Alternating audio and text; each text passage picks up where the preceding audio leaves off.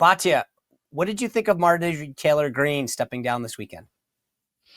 Okay, so I'm a little bit like the hammer that sees everything as a nail, but I honestly think that our biggest problem right now is that the right is doing exactly what the left did in 2016, meaning it is misinterpreting a group of very loud, very extreme, and very out of touch online voices, misreading that as representative of the base.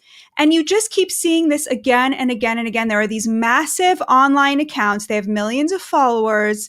They make a lot of money off of content. So they are not struggling the way a lot of regular Americans are. They don't have the same concerns as regular Americans. These people are obsessed with the Jeffrey Epstein files. These people are anti-Israel by and large. They didn't like the president bombing Iran. They are very out of step with a lot of what the base really likes about the president. Today, CNN reported that President Trump's approval among Republicans is 87%, which is a full 10 points higher than Obama's approval was for Democrats and Bush's approval was for Republicans at this stage in their administrations. All right, guys, good Tuesday to you. 2 days till Thanksgiving. I hope you get your shopping done. Wait, that's the wrong holiday. Anyway, Black Friday's coming up, so maybe you're getting ready for that.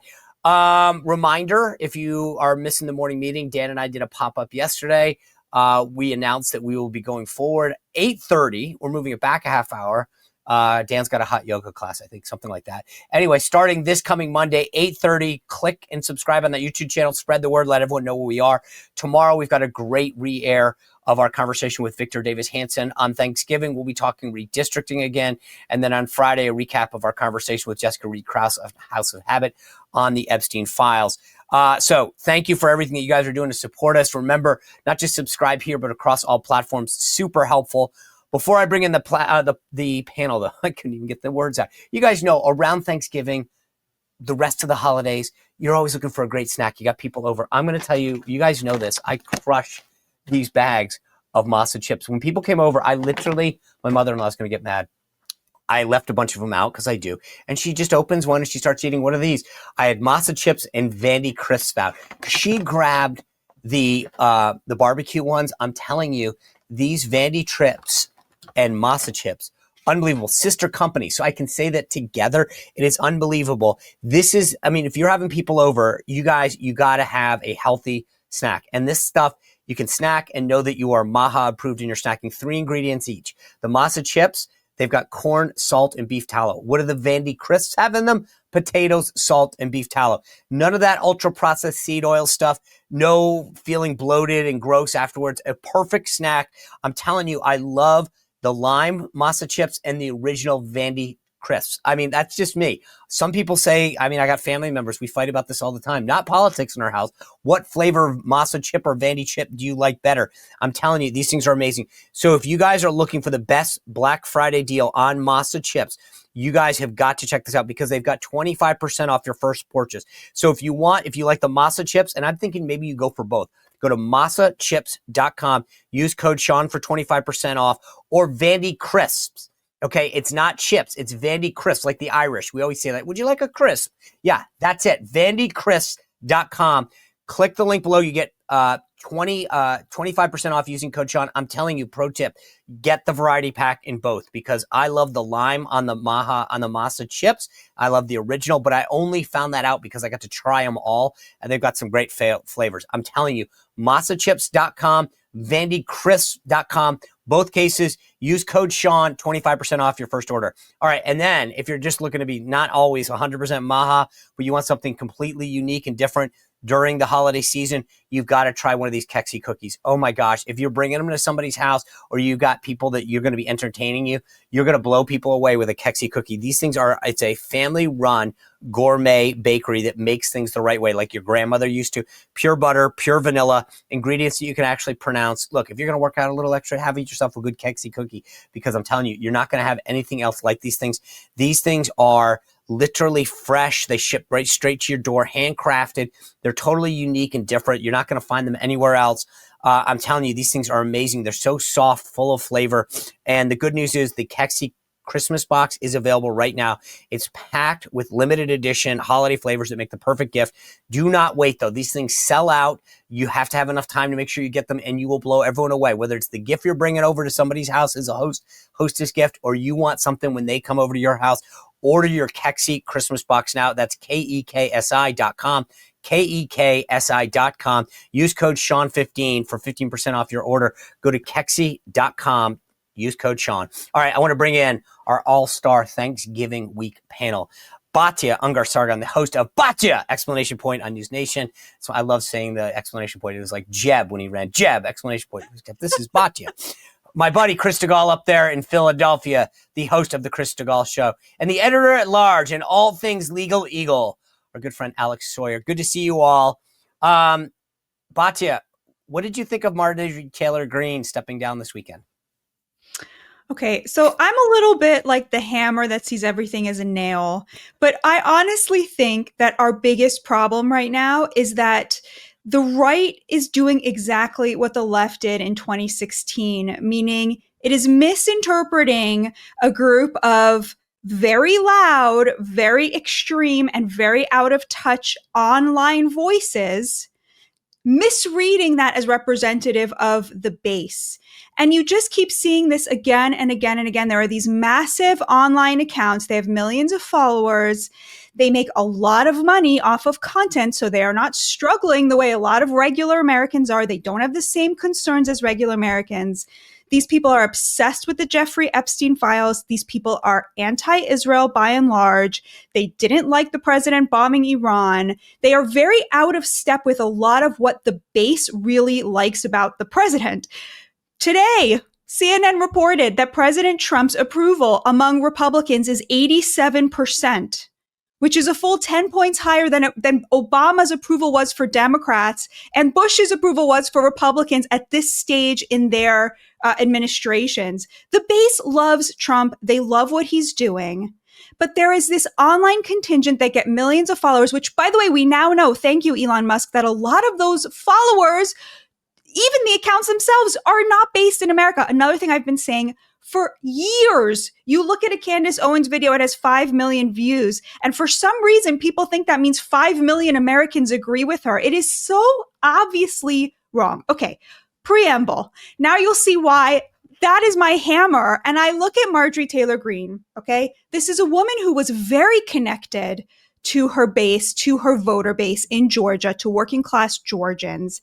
But I think at some point, you say one thing, maybe you say something like very critical of Israel, and suddenly you're getting 10 times the engagement online again, because the internet is available globally.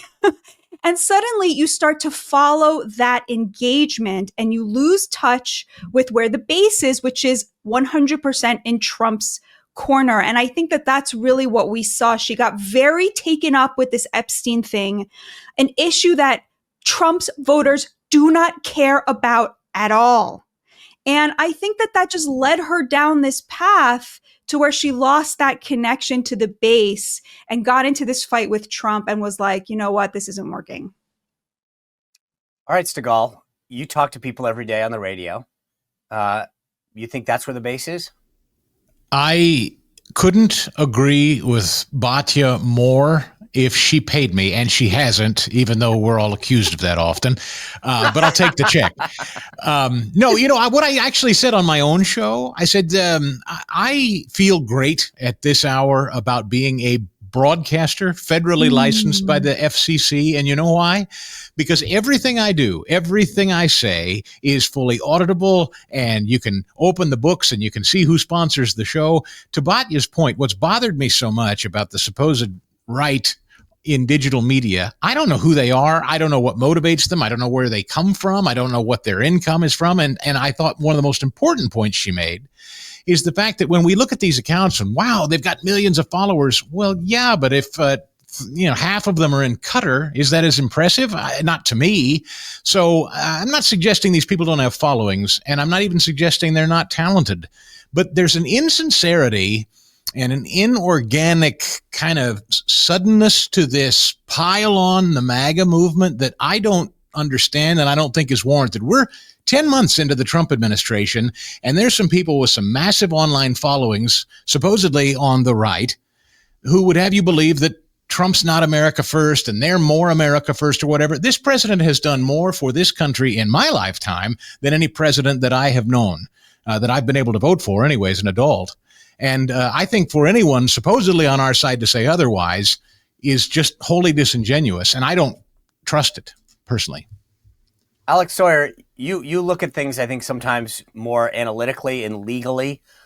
When you see this whole thing goes down, is this an issue of legality or the law, or is it just a misrepresentation of where the base is at? Well, I think that to take it a step further, to, I guess, echo what has already been said, is she is out of touch, I think, with the Trump base now, and she recognizes that. In her statement, she talked about not wanting to put her constituents through an expensive primary. She knows she's going to be primary by a Trump-backed candidate.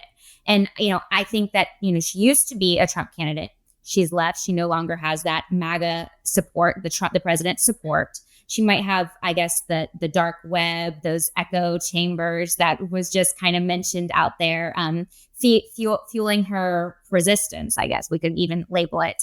But in terms of actual Georgia voters, I see them not being in line with her and more in line with the president, and they would definitely turn out to support his candidate.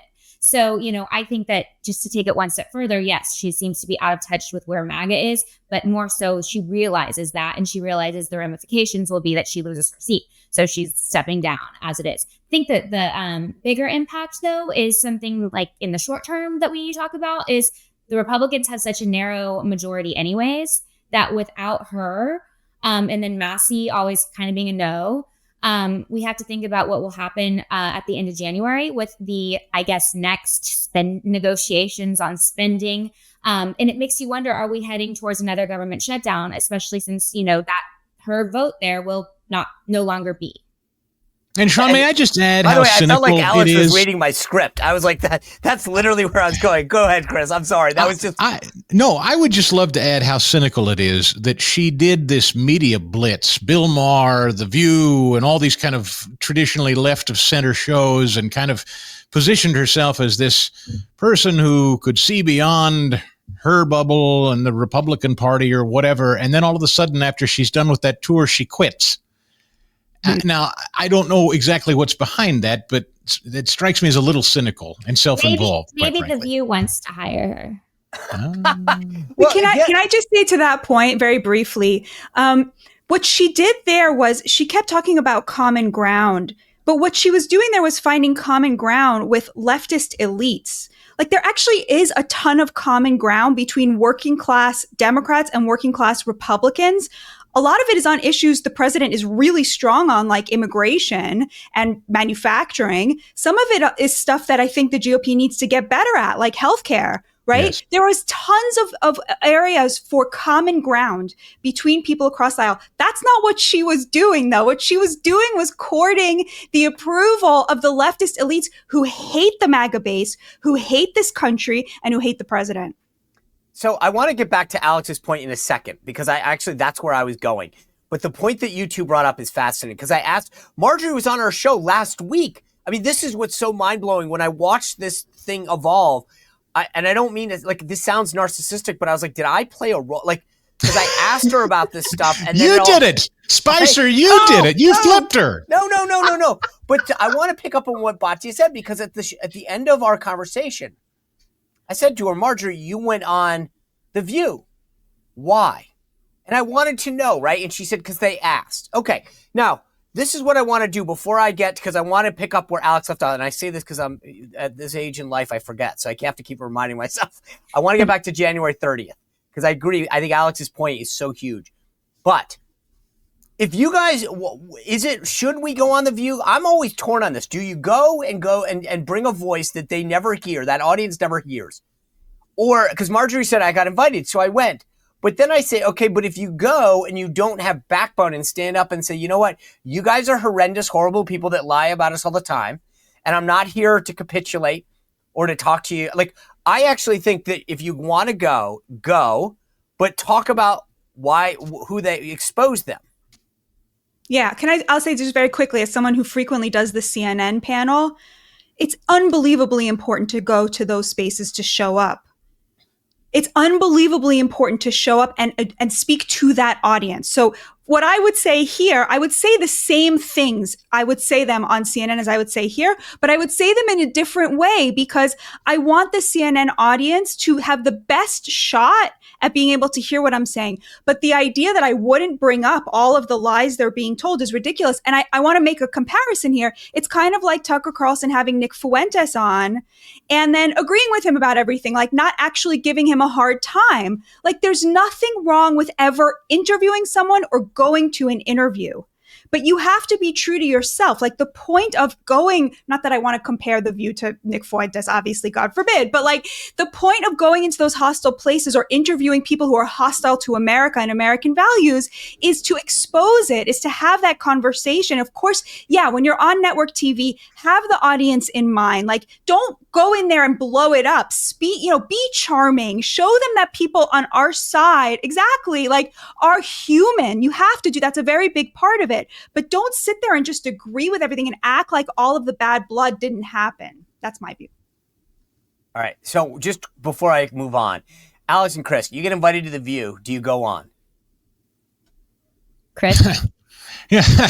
Do I go on? I mean, I'd go. Yeah, I'll tell you why I'd go, because frankly, I don't think there's a single one of them that's done any homework or research or read anything that's not on a note card a producer produced for them. Now, I think Batya, for instance, is on panels with some pretty serious people.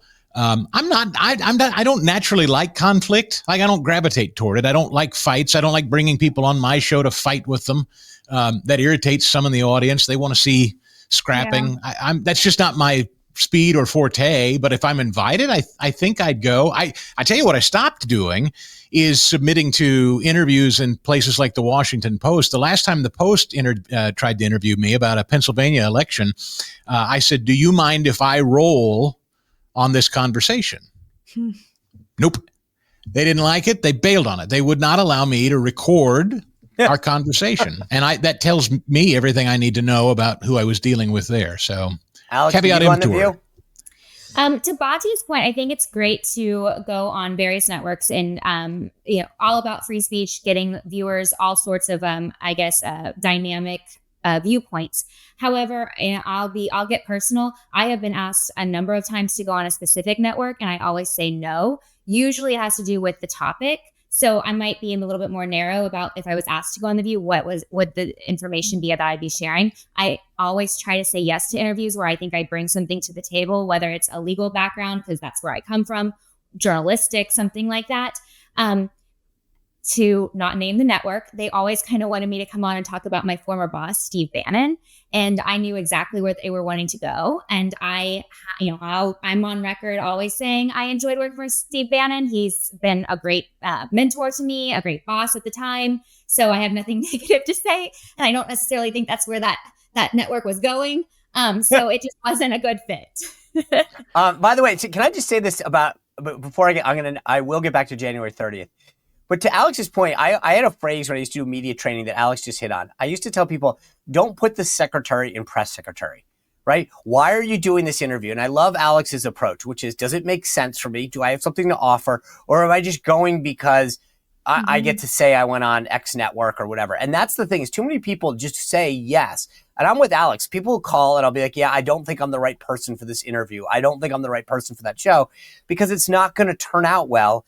And I don't want either for me. And so I think that's the thing that everyone's got to remember, is that like not every answer is yes. And if I could squirrel here for just a second, because I think it's important. We are hearing from some on our side. Batya brought up Tucker.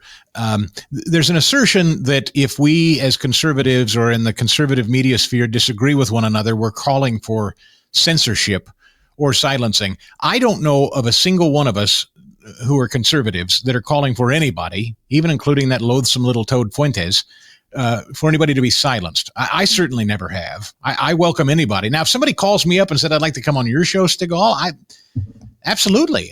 Anybody is welcome. I don't go seeking out conflict either. So, but I guess I reject a little bit this tone and tenor in kind of the new digital conservative space that they say this exceptional stuff. We push back and they say, we're being silenced and attacked. Let's grow up a little bit. Okay? Beyond that, Chris, I also find it funny, like Mandami goes on shows all the time on the left and they go, no one says you didn't ask him about his crazy stuff. I mean, like that guy says nutty stuff on whole stuff, Israel, his socialist views, his terrorist buddies, and they don't get crap for not pushing back. And yet, I mean, again, there's such a double standard. All right, I'm officially getting back to what Alex said. Here's what I worry about right now. The majority. If it's one thing to worry about the midterms, my gosh, I think we may have a problem. Marjorie leaves. They got to fill that seat. There's got to be a special election. To Alex's point, you got Massey, who doesn't vote with us a ton. And you also have this Tennessee 7th election next week. A week from today, we might lose a Republican seat. By the way, I totally get pissed for these members like Mark Green. They just decide to leave in the middle of a term. That's a side note. But I worry about the Republican majority and Mike Johnson's job for the remaining, what will be 11 months when Marjorie leaves in January. Like, I think we have a Republican problem, and they better get, if I were Johnson, January 5th or whatever, when they come back for the year, let them go away for the holidays. Come back, get everyone in a room, and all right, guys, guess what? We're playing team ball for the rest of the year. No more crap. I mean, I got to imagine that's got to be where they're headed, right, Batya? I'll just say very briefly, that image of Trump and Mamdani in the White House, there is a lesson there for Republicans in terms of thinking about primaries. Like, candidate selection is really important, and Trump can love a lot of types of people. You don't have to go for the craziest person. Like, there's a lot of kind of normies who, like, I feel like there's this artificial divide to where people seem to think that the most MAGA person is like the craziest person who's willing to tweet the craziest things. The MAGA agenda is a common sense centrist agenda. And it just like, you can find a person who's like, supports gay marriage, wants mass deportations, and is anti-trans. Like, that would be a great person. But I feel like the way it's set up is like, that would not read as like there's a way in which the GOP has bought the left's critique of MAGA, okay? And you see this in the candidate selection. Trump can love a lot of different kinds of people. He has his agenda that he wants. He was so nice to Mamdani. Like, remember that image and just think like, who are we leaving on the table who could peel off swing voters, who could, play to the center, win general elections? I really think that this is an important message for people to internalize. We keep talking about questions and the media and how they're treated, and Alex was saying this. I got to play for you this thing. Jen Psaki was on with Katie Couric. And I get very few times I get blown away by some of the stupid things they say on the left, but you've got to hear what Jen Psaki said to Katie Couric about how the press deals with us. Take a look. That I think you've probably talked about this because you know well, but I don't think gets enough attention, is the way they're reshaping the people in the press briefing room. More and more of the questions in there are by sycophants, are by people who are not asking about news that the American people cares about, but they're asking about, literally a question has started more than once. Why is Trump in such good shape, right? Or they are, putting out conspiracy theories. There are people who, and they're getting a lot of the questions. There are some of the people who are in the press pools. This means that reporters who are there to cover MBS being at the White House, or to cover Zelensky being at the White House, or to ask these questions that Mary Bruce fortunately asked yesterday, there are fewer of them. And that is, you don't know that and see that unless you've lived there. But that's a huge, huge problem because it's becoming more of a Kremlin-esque press corps. Right. And they've invited a lot of reporters from very right-wing media outlets. Yeah. And you're right. They usually say, I forget, there was one example, like, did you ever believe that you would be the peacemaker? Now, Alex Swoyer, I get it. I mean, They're not sitting there saying, we won't talk about Joe Biden. We won't talk about his cognitive or physical health. I found that conversation so unbelievably rich. These guys stripped 440 independent journalists of their media credentials. They refused to engage in any conversations about the president's mental acuity. They told us we were lying about the Hunter Biden laptop. They told us that they had no idea how cocaine got in there, despite the and suddenly Jen wants to talk about sycophants. Yeah, I took some notes. I had to underline them because this was just, I loved this one. Okay, one of my favorite parts was when I had a hard time getting past Psaki using the example of why is Trump in such good shape? Because for 4 years, we were told Biden was healthy and there was nothing cognitively wrong with him despite all the gaffes. And yet, obviously, that July debate spoke for itself. Actions, I guess, speak louder than words. And so that I thought was just, to your point, very rich. I loved that. The next part was, of course, the wonderful journalist Couric coming back with her labeling very right-wing outlets. And I'm like thinking to myself, what about very left-wing outlets? I can name, the mainstream, CNN, NBC, ABC, CBS. And then, of course, we get to Kremlin-esque. I think the Kremlin-esque part is when your government is funding your media, like PBS, NPR. Who's trying to get rid of that? I think it's the Trump administration. So, there's just a whole host there that was just kind of, I hope I didn't lose an IQ point watching that. Katie Couric, by the way, asked John Fetterman just last week a question that basically suggested that while Charlie Kirk's assassination was an ugly thing, Senator Fetterman, he did say a lot of very divisive things, basically implying that he had it coming. I mean, this woman, she's odious, and she says it with such a perky smile. She does. All right, I want to talk about this Dem military video that I've been obsessed with. But before I do that, real quick, I want to make sure I tell you guys, because it is holiday season, time to give thanks. I'm really thankful for my buddy Leo Grillo at Delta Rescue. He's done so much great work for animals, whether they're abused, neglected, malnutrition. He takes care of everything. And when I first got to know Leo, he told me, Sean, Delta Rescue isn't a shelter. Delta Rescue is the world's largest no-kill sanctuary. Now, this is a place that does amazing work. If you're an animal lover, you have to go to deltarescue.org to look at the videos. And I'm just going to tell you this right now. They don't get any big USAID grants, Politico Pro subscriptions that help fund them. It's all people like me and you. I made a personal contribution to Delta Rescue because I believe in the work that Leo Grillo and Delta Rescue are doing. So please go to deltarescue.org. If you know an animal lover and maybe you want to give a gift in their name for the holidays, that's a perfect gift too. I'd love that. That's what you could get from me if you really care. Go to Delta Rescue, make a gift to Leo. If you're so inclined, want to help make it an enduring mission, they've got an estate planning kit at the top. So you got a 401k, maybe you got a house in Aspen. And you just want to get rid of it. Well, you could give it to Delta Rescue and it'll make Delta Rescue an enduring mission. So go to deltarescue.org. All right, back to this big video that I've been obsessed with. The Dems put this video out last week. I talked about it a little yesterday. This idea that somehow they're telling people don't disobey orders. Alex, you are the legal person on this panel. I want to play for you. And everyone on the right went nuts. Some of the folks on the left said, I can't believe they're not saying anything. Bill Maher, over the weekend, he called it out. Let me show you what he said. Do you see the thing about the 6 Democrats who are all military service and intelligence work in their background said, look, you don't have to follow orders. I don't know about that. Now, I understand what they mean, because this thing with Venezuela is not legal. But what do you think about telling people in the armed services you don't have to follow orders? Now, Trump, of course, went ballistic and said, George Washington would have hung them.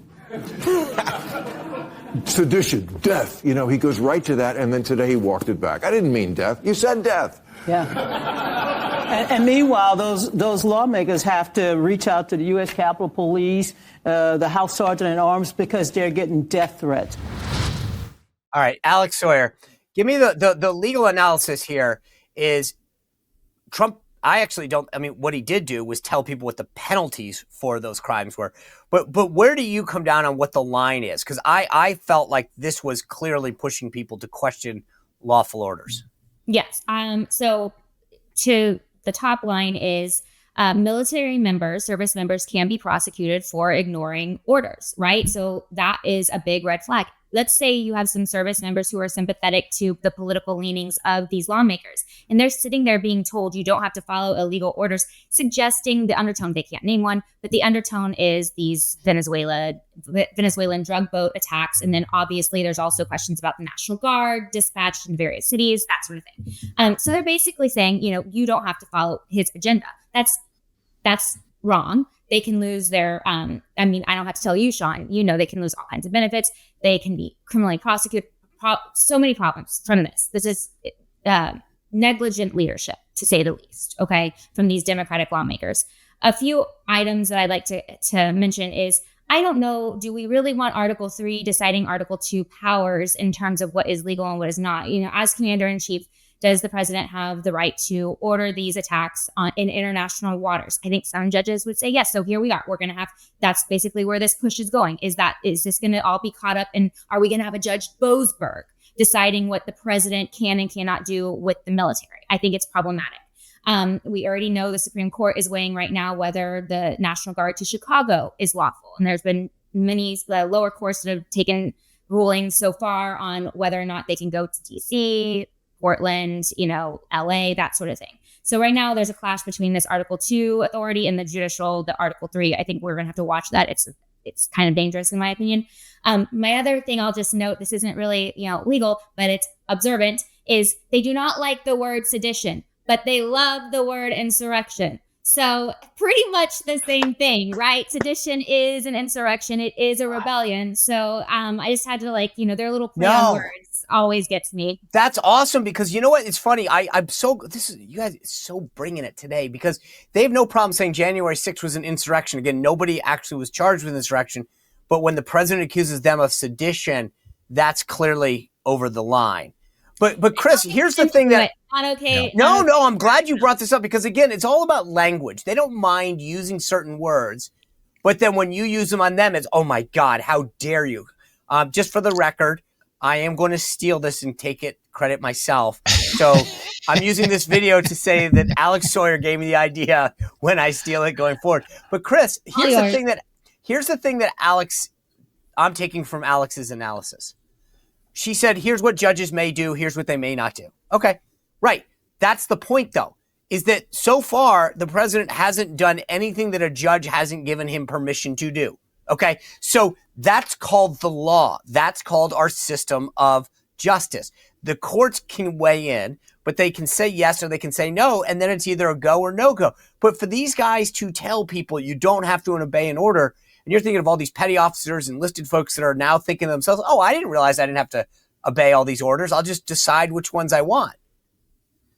What they hate, of course, is that this commander-in-chief and this secretary of war are seeing record high recruitment, as you know, Sean, in every branch. Young people are signing up in droves. Women, as I read last week, are signing up in droves, interestingly. This is a commander-in-chief who has the respect of the rank and file. Democrats loathe that, we know. But more importantly, Democrats always, to Alex's point, the word play is always important. Word association. It's never that they mean it. They're just always trying out and shopping new concepts. President Trump's a racist. President Trump's a bigot. President Trump, very fine people on both sides. It's never true. Whatever it is never true.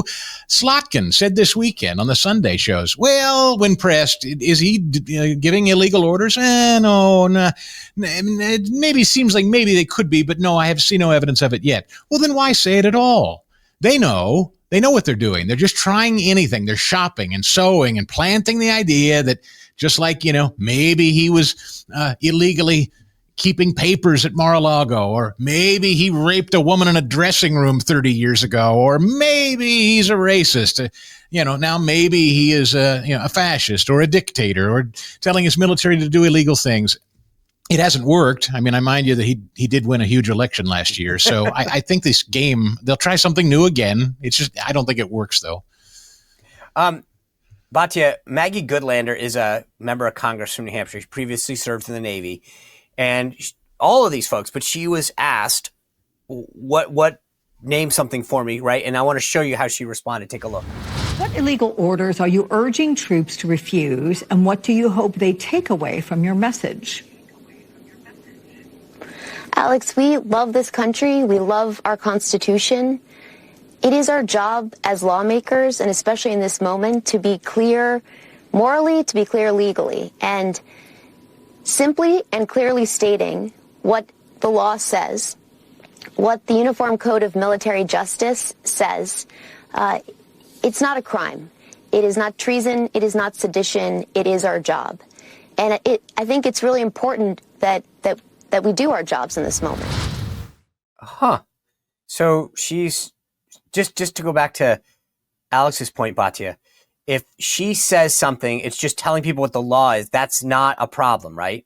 But if the president tells everyone what the penalty for sedition is, that's way over the top, right? Because that's totally different. This video was disgusting because the entire subtext was Trump is an illegitimate president. It is a disgusting thing to tell the military that in public. I mean, it's horrifying. Now, it was a bit of a troll because they said, well, we were only stating the truth, that they have a responsibility to defy illegal orders. But as you can see from video after video after video, even they don't believe that Trump has done anything illegal. Like, when I first saw the video, I was like, oh, this is great. We're going to finally find out what illegal things Donald Trump has done as president. And it turns out he hasn't done any. He has abided by every single court order, including the patently ridiculous ones that were immediately overturned by higher courts. He still abided by them. So I find this really horrifying. I mean, just disgusting and so unpatriotic, so un-American. I think I totally agree with Alex when I first saw Trump's tweet saying, you know, sedition or whatever he said, punishable by death, that he was pointing out the irony of what they had said about him since January 6th, again and again and again. Like he was sort of mocking this double standard here. But, you know, you can already tell that this kind of was a flop by the way that it's been handled by me. The fact that MSNBC is asking them, kind of had the same response of me. Oh, quickly, tell me, what was the illegal thing he did? Because, you know, we've been trying to find it here. You know, we couldn't, right? So I really think this is totally backfired. But I just, you know, like beyond the like gloating that this is like that their troll failed or whatever, it's really important, I think, to take a minute and talk about just how despicable it is for lawmakers to try to drive a wedge between the commander-in-chief and the armed forces. Yeah. It's very reminiscent of yet last week when Jasmine Crockett took to the House floor and said a bunch of Republicans took money from Jeffrey Epstein, and CNN of all places says, beg your pardon, that's Dr. Jeffrey Epstein, a entirely different guy, to which she says, well, I mean, it was a Jeffrey Epstein. I never said it was the Jeffrey Epstein. They do this all the time. You know what? By the way, I said this last week, but it's worth repeating. Do you guys remember when George Santos said, he goes, I didn't say I was Jewish. I said I was Jewish. And it's like when they said, she goes, I didn't say the Jeffrey Epstein. I said a Jeffrey Epstein. It's like what is it, Coming to America? They have McDonald's. We have McDonald's. Like they have the Big Mac. Like it's like, is this? But you know what the funny thing is? Dakota Meyer is a Medal of Honor recipient.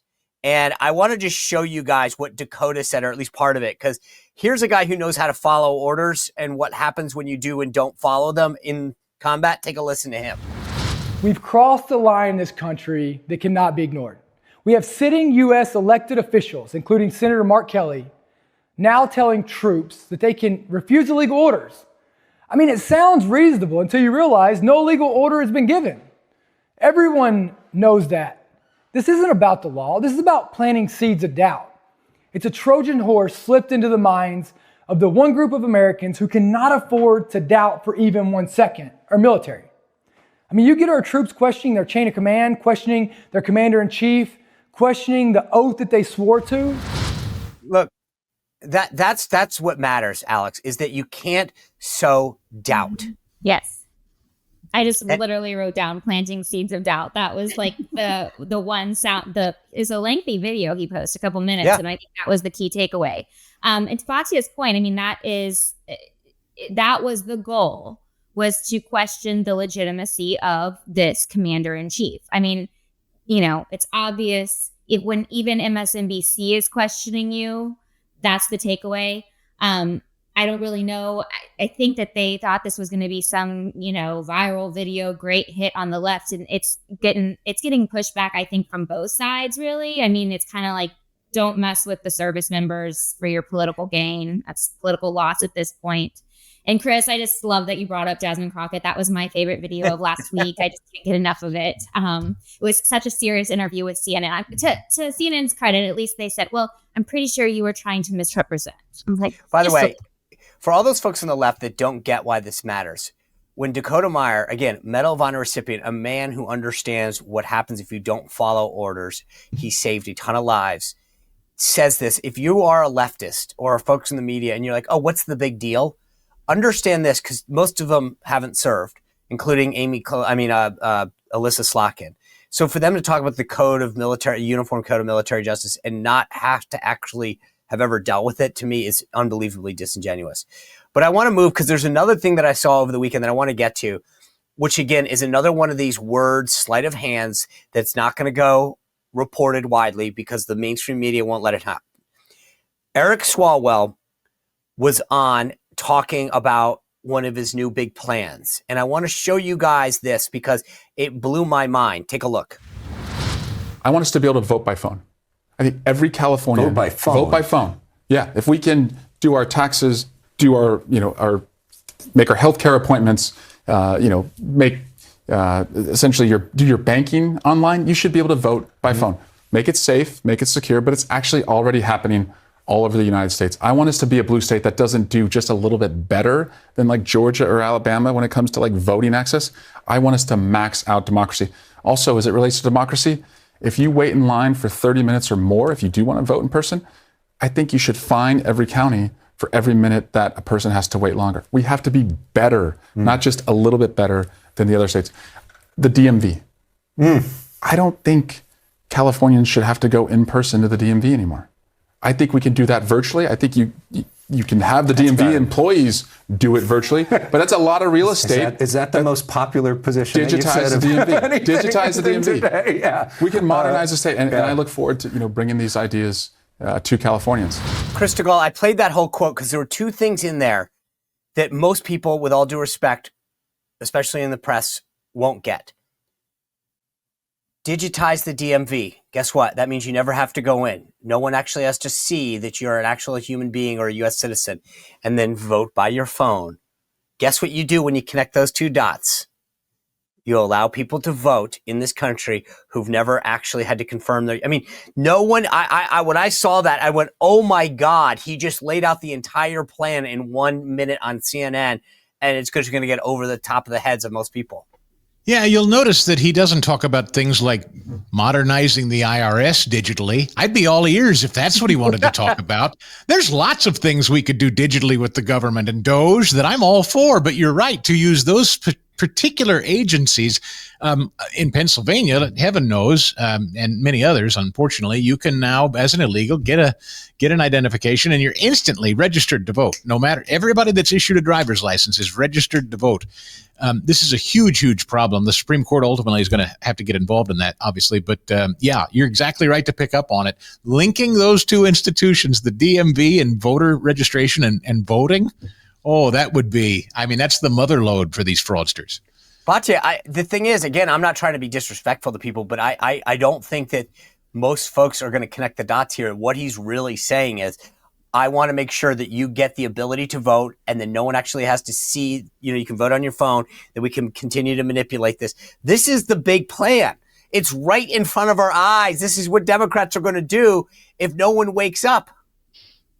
The way that it's about illegals is because low propensity voters are now much more likely to be Republicans, right? The Democrats are now the party of the rich, and rich people vote. Like they make the time to do it. They watch a lot of MSNBC, they're very keyed in. So why are the Democrats now suddenly very worried about low propensity voters? I don't know if it's so much about illegals having the right to vote as it is about them having a driver's license and the right to get a CDL, the right to drive down the wages for working class Americans. I am extremely hawkish on this. every poll this year has shown that President Trump's mass deportation program is popular with the majority of Americans. It's like unbelievably important. Like, this is the hill worth dying on, is the mass deportations, go after the employers. And the ID thing is so important because a lot of these illegals come here and they get a fake ID, and that's how they then circumvent things like E-Verify. So even some employers that are doing everything right are getting kind of swindled. But the idea that you could get an ID without showing up and like it being obvious you're not a citizen, you don't speak a word of English, you got here, a year ago through the open border, like, it's ridiculous. Alex, this has to just send off legal alarm bells, like 5-alarm fire. Yeah, when I first heard it, I thought maybe he got this idea from his Chinese spy girlfriend thing. I thought it was right out of her playbook. I thought that must be where he got this. The other aspect is, Batya kind of hit on it. I've had to talk about throughout the year a few examples of these commercial truck driver licenses and the illegals that can't communicate, can't speak in English, that cause fatal accidents.